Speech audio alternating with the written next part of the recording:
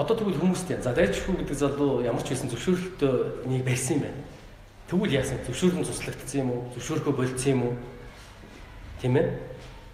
Яагаад энэ байшинг барьж яхад энэ төр захиргааны байгууллагын дугаа байж байгаа бариулчаад одоо яагаад тэгвэл болохгүй болчиход байгаа.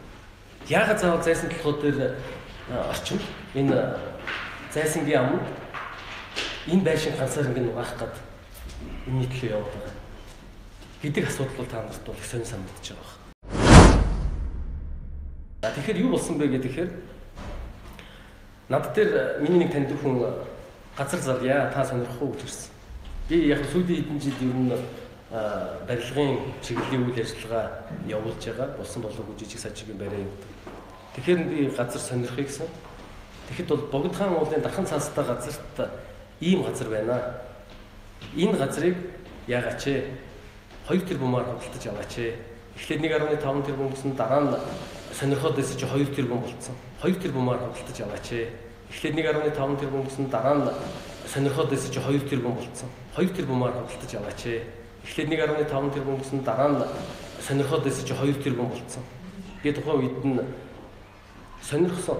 Тэгээд дээрэс нь юу гэж хэлж ирсэн бэ гэхээр энэ газрыг авах юм бол барилгын зөвшөөрөл бүх асуудал ногоон гэрлээр явна шүү гэдэг юм ийг л хэлсэн. Ногоон гэрлээр явна шүү гэдэг юм ийг л хэлсэн. Ногоон гэрлээр явна шүү гэдэг юм ийг л хэлсэн.